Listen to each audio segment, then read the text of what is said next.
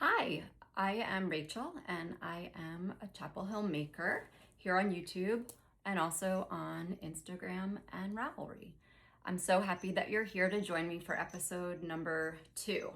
I wanted to start off by saying thank you so much for the warm welcome that I got here on YouTube from creators, from viewers, from friends and family.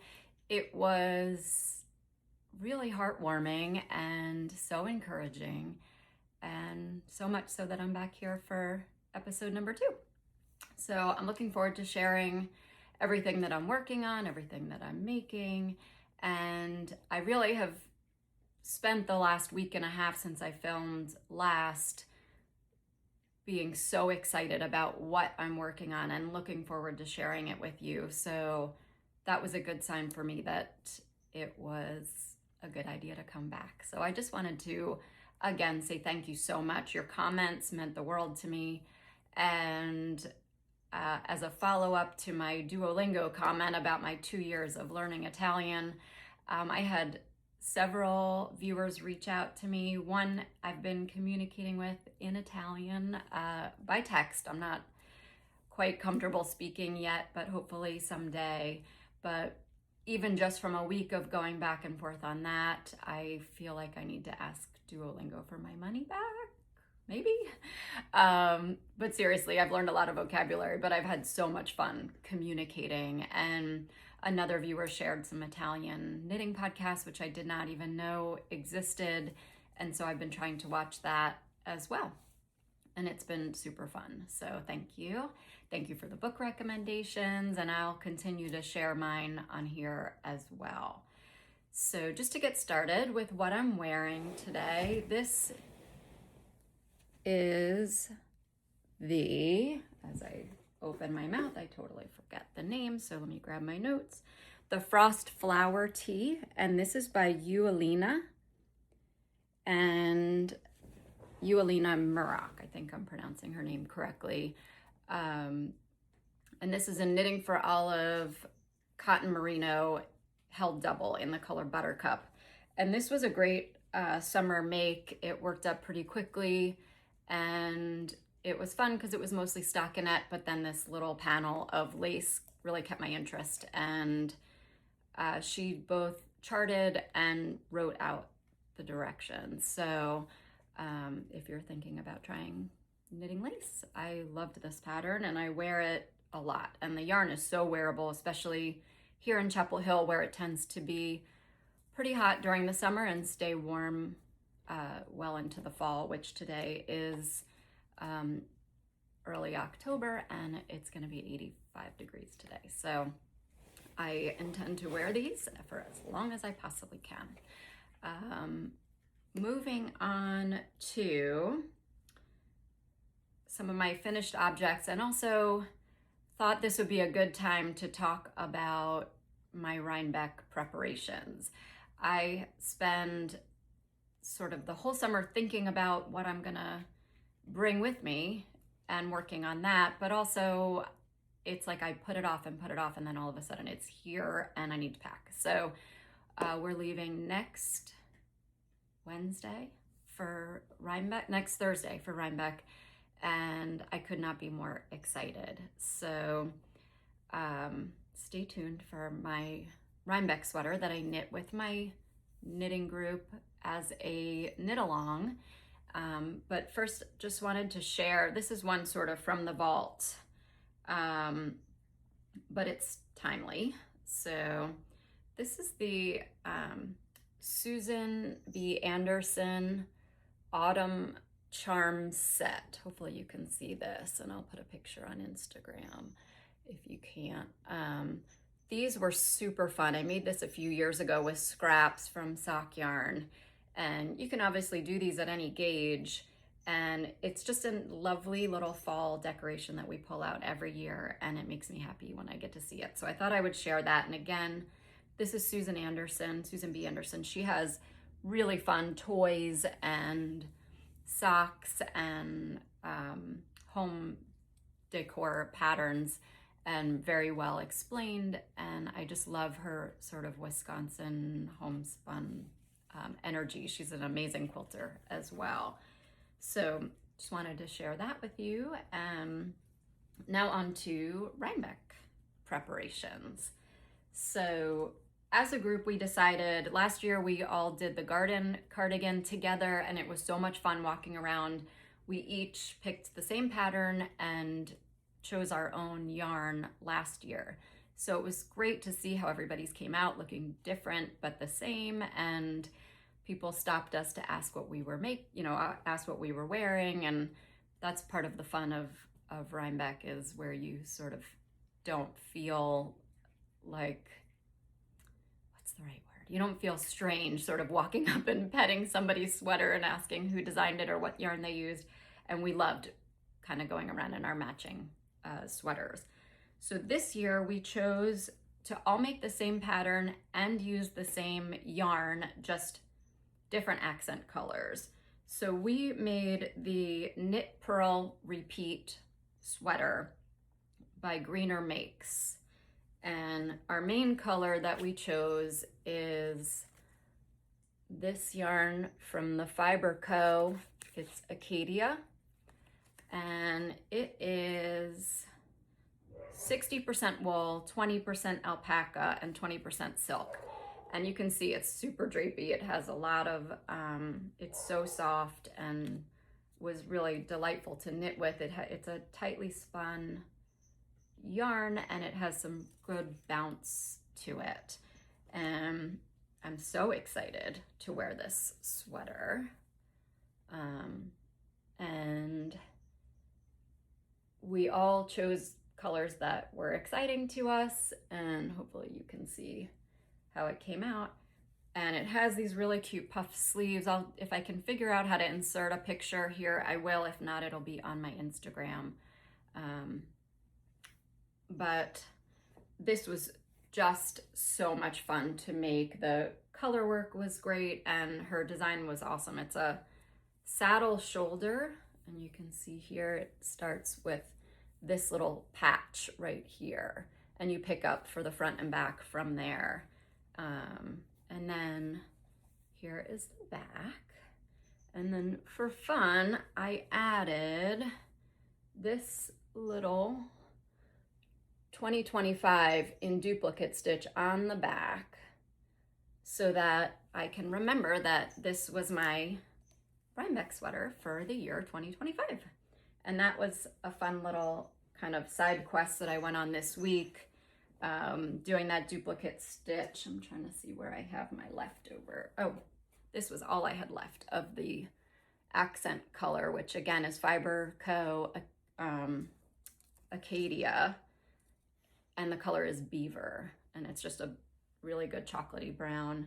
But I am just so excited to see everybody in their Knit Purl Repeat sweaters. And I think Knitworthy Yarns also extended this as a knit along to their customers and Instagram followers, and that's where I purchased the yarn from as well. And they have a really beautiful color selection, so definitely go and check them out. So, and then the other thing, my other Rhinebeck kind of side quest for the week, which this seems to be the theme for me this week, was just going in a million directions. And I apologize, my sweet puppy is in the background being noisy, so you may hear her jingling around. She may come and pay us a visit in a little bit, we'll see. But for the woolen affair at, she is distracting me. For Woolen Affair, which is an event held by Brooklyn General Store on Friday before Sheep and Wool, they release a cuff pattern, and we made them last year as well, and it's kind of cool to see everybody walking around in their cuffs, and they pick different, obviously make different yarn choices and whatever else, and they gave us this cute little tag. And so this was last year's cuff right here, and you can see the tag there. And then I decided for this year's cuff I was going to just pick up and continue. And if you can see, it's this gorgeous little flower, and look at these adorable little sheepies. So this was such a fun little side project. It took me about 2 days to knit, and on and off. I can see my knitting tension has gotten looser since last year. I don't know why, but it ends up sort of making a little bit of a mitt, which makes me tempted to make a second one. But how cute are these little sheep? And my current thinking is that I'm going to make a pair of socks with these sheep as the cuff, because how unbelievably cute would that be? So that's on my to-do list. So now on to my works in progress. Let's see here. My first one is the Jaunty by Andrea Mowry. And I'll try again to put a picture up, but I haven't quite mastered the editing. And we talked about this last time, that I'm using my Handspun yarn with this, and it's 100% polworth, which is creating a really nice and springy fabric, especially with this half fisherman's rib. And I think I was right about here last time. And I don't know if you can see that. This has kind of been a bit of a journey for me. I go back and forth on how I feel about how it looks, but I think I like it. I think it's been really fun to make, and I decided to kind of put it to the side so I can have this as my travel knitting when I leave next week, because it's engaging, but it's also, I can have a conversation while I'm working on it. And seeing this knit up really has inspired me to start spinning again. So I've been doing about 5 or 10 minutes a day, as long as the puppy doesn't get in the way of my spinning wheel. A few of you asked me a little bit about my spinning practice, and I use a Lendrum DT double treadle wheel, and it's a great, what do I know? I only have one wheel, but it's a great entry level wheel from the research that I had done when I purchased it. And I enjoy kind of just sitting there and spinning. It's really relaxing. Again, I hope to get to a point where I spin yarn that I want to knit with more often, but even if I don't, it's kind of fun to just have that meditative practice of repetitive movement. And I've been trying to even not put on music or podcasts or books while I do it, just so I have a time to just be quiet, which is not one of my strong suits. I am generally moving. If I'm not knitting, I'm cooking or running after the dogs or doing something. So that is the Jaunty by Andrea Mowry, and I think it's going to be a really nice, cozy, warm shawl for the winter. Next up is my progress on the Cinnamon and Bourbon sweater by Thea Colman. And I have, since last week, let's see if I can get this up here organized. I finished the bottom half of the body, and now I'm working on, you can see this mess here. Now I'm working on the front, and will knit up, I'm working to knit my way up to the shoulders. I think I'm about halfway there, and then I'll pick up in the back. And then I'm assuming you join for the shoulders, and then you pick up for the collar and the sleeves. So I still have a ways to go, but I am continuing to enjoy this. And just as a reminder, I'm using this City Tweed by Knit Picks, and it has really been a lot of fun to work with. It's super soft, which I tend to use more rustic yarns, and so right now I have all these really soft projects, so maybe I'm just needing a little more softness right now. But these are in the color Obsidian and Snowshoe, I think. I always forget the cream color, but I'm pretty sure it's Snowshoe. It's snow something. So not a whole lot to report on it, but I really do. I just love it. I can't wait to wear it. And looking forward to when it's sort of in one piece that I can try on. I think I lamented last week about my bottom up frustration because I can't try it on, but I did hold this up next to a sweater that I like the fit of, and it looks like it lays out pretty well over that. And I'm assuming since it's alpaca, it'll grow a good amount. I am getting ready, once I finish sort of the body of it before I do the sleeves, I think I'm gonna do a mid-project block just to, you know, make sure that I like the fit and everything. But yeah, this is great. And I love Thea Colman's patterns and excited to have one to wear in the not too distant future. My next is the poppy tee, which I think last time I told you was my back burner knit, and for some reason all of a sudden this time it just jumped right onto as my primary knitting project for the last week and a half. And so you may notice since then I have finished the collar and I finished one of the sleeves, and I am just ready to do the sewn bind off for the second sleeve, and then I can get back to the body.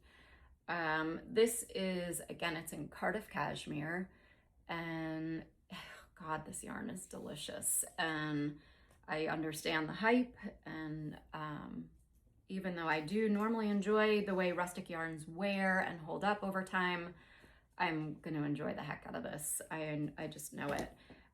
I started to get nervous about how much yarn I had left. This is all I have is this last ball. And so that's why I decided to take a break from the body and move over to the sleeves and neckline. So that way I could kind of make the call on how much further I would go on the body before I decided to bind off there. And I think I'm going to be totally fine because I have one whole skein left, and I'm pretty short torsoed. So, and just to share this little tip with you, I've seen it shared on Instagram as well. I put the body on hold, but didn't want the stitches to fall off. So I just threaded a light bulb stitch marker through the holes in the ChowGoo interchangeable needles.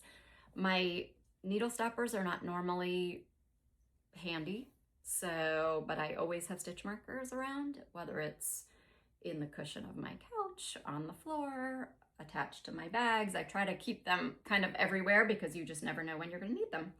And they're also super helpful for using to tighten up your needles as well, in case you don't have the key around.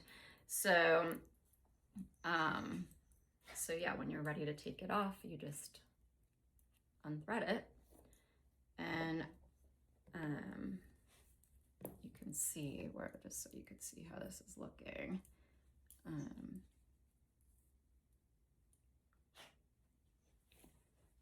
I think this is going to be beautiful, and I have a couple more inches to go on the body before I bind off, but it's a good red, so I'm looking forward to having this off my needles as well, which means I'm going to have to cast on some new things because I'm getting closer on several of my projects. And so normally when I get kind of close to the end of a project, I feel like I need to start something else because I don't know about you, but I get a little post-project hangover. If I finish something and I don't have a plan or something that I'm excited about, I sort of feel like a little lost for a couple days in between. That might be a little dramatic, but hopefully you know what I'm talking about. If you are an obsessive knitter the way I am, I'm guessing you know how I feel about that. But the next thing that I'm planning to cast on is, let's see here, my iPad went to sleep, is the Miel sweater by Claudia Q at Unit Toronto. And she gave this pattern out as a preview knit to people who have signed up for her testing pool. And so I'm excited to have sort of a mellow, elegant knit to have on my needles. It'll be a good sort of project that's mostly stockinette. It has these beautiful details. I don't know if you were able to see it, with these little pearl buttons on the cuffs. And so I decided her pattern calls for holding a strand of fingering and a strand of mohair together. And mohair makes me a little bit itchy, so I usually will gravitate to Surrey alpaca instead. And also from the Fibre Co., which is a Fibre Co. heavy episode, is this Cirro, which is listed as a sport weight Surrey alpaca lace. It's 40% alpaca, 40% cotton, and 20% wool.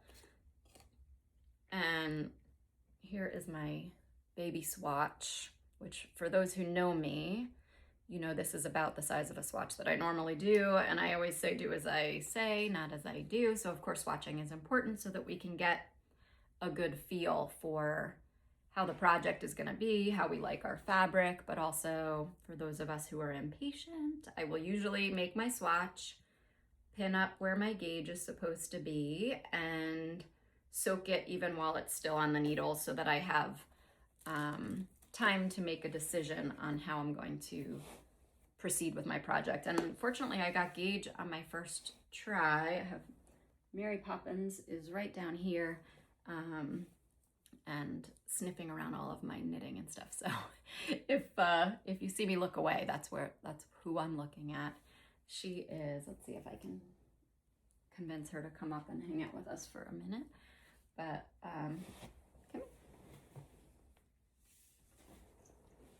let's see, here is Poppy.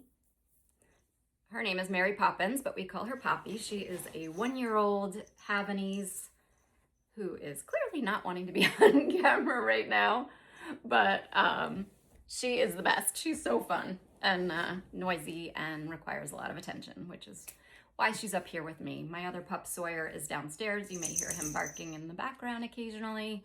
He's a downstairs dog, so he's not usually up here with me, whereas Poppy is my little Velcro dog, so she's always here. So yeah, so this was my acquisition from Knitworthy this week, and I'm trying to find, I thought I brought it up, I guess I didn't.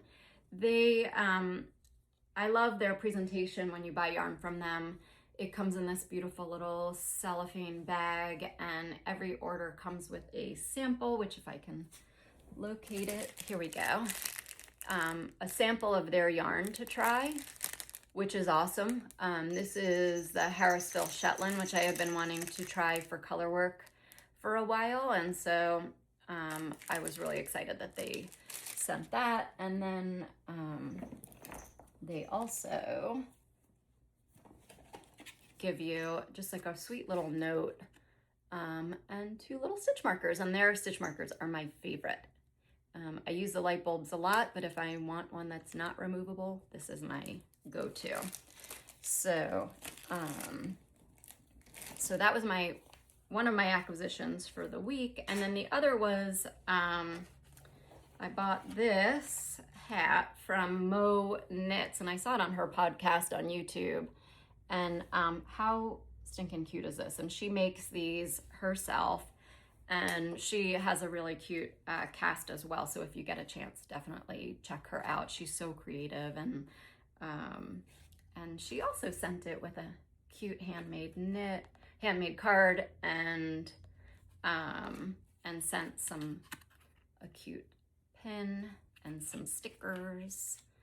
She's really creative. I just admire people like that. And so that was those are my acquisitions for the week. I wanted to talk a little bit more about my sort of prep for going out of town as a knitter. If you're like me, you plan your knitting first and then everything else second. And so I am going to bring my Jaunty with me. I have a feeling the poppy tea is going to be done before then, so I'll also bring some socks to carry around with me, and maybe I'll bring the cinnamon and bourbon as well, but I'm going to be a little bit limited in space, so smaller projects will be better. And then I generally like to travel with my Shortie set of needles. They're the Chowgu ones that come in the little pouches. And my pouches were so sort of road worn, they were starting to fall apart a little bit. And so I had a gift card to Thread and Maple in Canada. And I ended up purchasing this binder page that they had available for Shorties. And so now I have both of my Shortie sets in one place, and you can either take this off or keep it in, and then it all folds up into this nice little wallet. And so I think I'm gonna have this with me just in case I buy some yarn and want to cast on something while I'm there. I will have needles with me and I won't be limited. So that is part of my plan as far as packing goes, and I'm hoping it'll be a nice crisp fall weekend and I'll get to wear some of my completed knits, including of course my Knit Purl repeat sweater. But I think that kind of does it for me as far as projects that I have to share. And again, I wanted to just thank you all so much for the warm welcome. It was so cool to see where everybody was from, to have people from my town or the next town over reach out, and people all the way from England and Spain reach out. And how cool is that, that our knitting community could be so big and so small at the same time. I did my best to reply to everybody's comments. Hopefully I was able to do that, and I'll continue to do my best to do so. If you don't hear from me, feel free to reach out on Instagram. I definitely see those more readily, or on Ravelry. I loved communicating with people about my projects and about our wonderful knitting area. And so thank you, really, just a sincere thank you. It's the reason I decided to come back and film another video. Hopefully you enjoy what I have, and I will look forward to connecting with you all again. And then just wanted to end up with a recommendation, because I did already finish the newest Thursday Murder Club book. It was really good. I definitely recommend that. I can't say enough good things. I think I recommended that series last time. But as far as podcasts go, I listened to one called Wisecrack, which is sort of a comedy murder podcast, which is a weird combination, but I thought it was really good, and I hope you'll enjoy it. Again, pretty much always have a book or a podcast in my ear, whether I'm knitting or walking or, cooking, all of that. So I go through them fairly quickly. I think that about wraps it up, and just wanted to thank you again. And if you have any questions or comments, please list them below. And again, thank you to everybody for subscribing as well. It really was reassuring, and we had so much fun reading all of your comments. So keep them coming. Thank you so much, and I'll say goodbye from Chapel Hill.